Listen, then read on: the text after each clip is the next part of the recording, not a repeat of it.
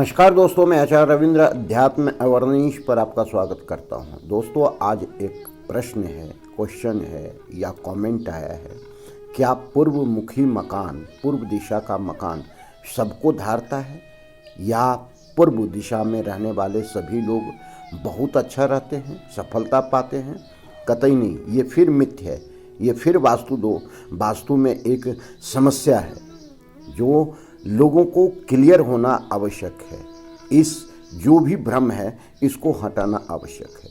पूर्व दिशा में कुछ ऐसे टेक्निक में अगर गलत हो जाता है, निर्माण में गलत हो जाता है, या ऐसे हम प्लॉट का सिलेक्शन जो कर रहे हैं अगर वो गलत आपने कर लिया तो पूर्व दिशा मकान भी आपको समस्या ही समस्या देगा। ये क्या क्या है इस चीज़ को समझें। पहले हम आते हैं कि 5 पॉइंट पर कि पूर्व दिशा का मकान अगर हम बनाने जा रहे हैं तो पहले हम क्या क्या 5 चीज़ पर सावधानी रख करके बनाएं तो हमको अच्छा लाभ मिलेगा। सबसे पहली बात है, कोई भी प्लॉट आप लें, आयताकार लें तो बहुत अच्छा है। अगर नहीं है तो पूर्व दिशा का मकान जब भी लेते हैं तो उत्तर और दक्षिण की भाग जो है ज़्यादा चौड़ा हो, अर्थात ये कहें कि पूर्व और पश्चिम का भाग बहुत ज़्यादा है, आयताकार है, और दक्षिण और उत्तर का क्षेत्र कम है, तो ये शुर्वभेदी मकान कहलाता है। यह उचित नहीं होता है, इसमें कुछ न कुछ समस्या आते रहता है। तो आयताकार अगर लेते हैं तो जिसका उत्तर और दक्षिण चौड़ा हो वो चीज़ लेना चाहिए। जैसे एक उदाहरण के लिए हम कह सकते हैं कि पूर्व दिशा का मकान हमने 30-50 का लिया तो 30 का भाग जो है वह पूर्व की दीवार पर आना चाहिए और 50 का भाग जो आना चाहिए वह जो है उत्तर और दक्षिण के क्षेत्र में आना चाहिए। पॉइंट नंबर दूसरा, कभी भी ऐसे ज़मीन आप नहीं लें या ज़मीन लेने में ये सावधानी रखें, प्लॉट लेने में ये सावधानी रखें कि इसका ढलान जो है सो दक्षिण से उत्तर के तरफ हो या पश्चिम से पूर्व के तरफ हो। इसका ठीक उल्टा देखें कि पूर्व से पश्चिम की तरफ इसका ढलान ना हो, ये सावधानी रखना आवश्यक है। तीसरी बात है कि सभी कोण बराबर 90 डिग्री पर कटता हो, अर्थात समकोण हो, तो ये सावधानी आपको रखना आवश्यक है।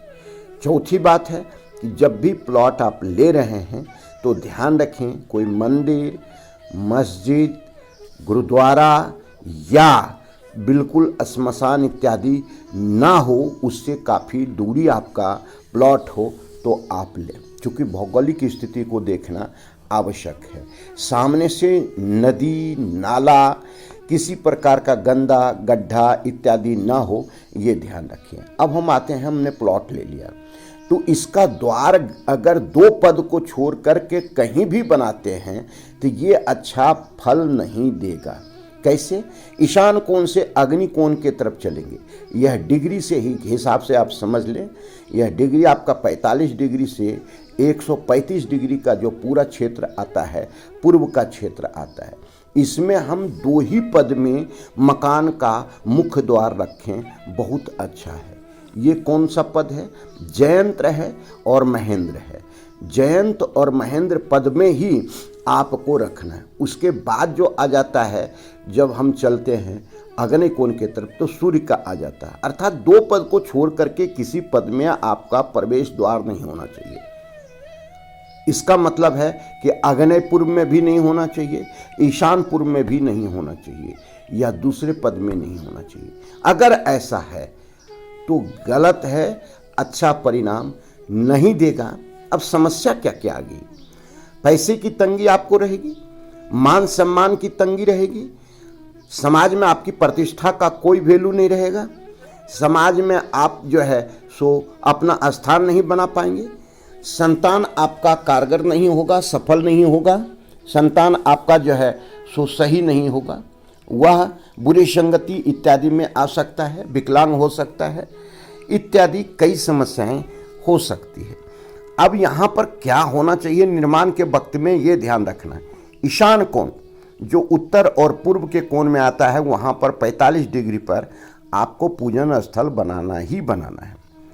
अग्नि के क्षेत्र में आपको जो है सो किचन बनाना है जो 135 डिग्री पर आता है, और जब खाना बनाने लगे कोई तो पूर्व की दिशा उनका मुख होना चाहिए, यह होना चाहिए। इस क्षेत्र में अर्थात ये कहिए कि किसी प्रकार का कोई ऐसा निर्माण नहीं कर दें जो आपको बाद में चल करके दिक्कत जाए। जैसे गलत निर्माण में यहाँ पर टॉयलेट नहीं बनाना है।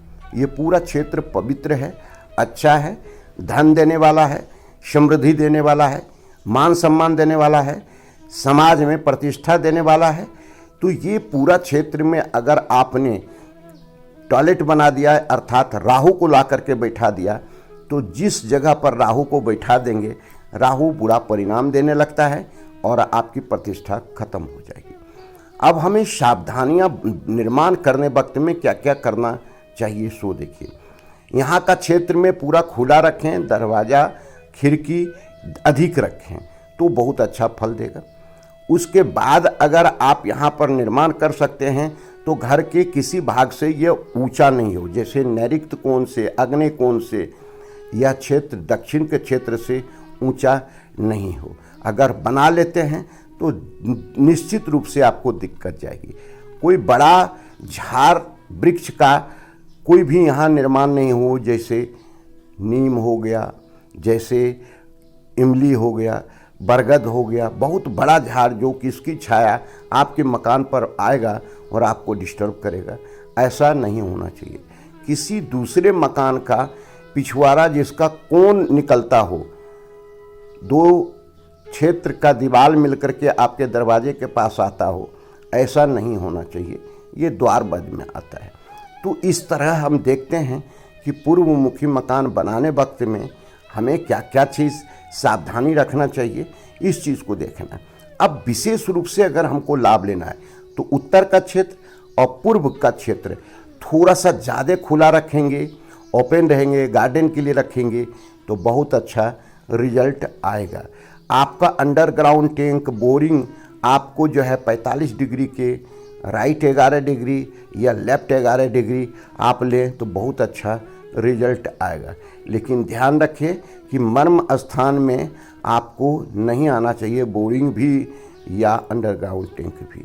तो इस तरह से कई सावधानियां हैं जो हम रख सकते हैं और उसका पूरा लाभ ले सकते हैं। पूर्वमुखी मकान भी आपके लिए उस समय अच्छा फल देने वाला नहीं होता है, क्योंकि यह मिथ्य है, ये भ्रम है कि हमने पूर्वमुखी मकान ले लिया, भले निर्माण हम किसी प्रकार का कर लें, वास्तु हमको पूरा लाभ देगा और हम उसका पूरा जो है सो सदुपयोग कर पाएंगे नहीं, समस्या आएगी ही। अगर आप निर्माण में ये सारे गलती किए हैं तो आपको समस्या आएगी ही और आने वाला समय आपके लिए संकट भरा होगा। धन्यवाद, फिर मिलते हैं अगले वीडियो में। नमस्कार।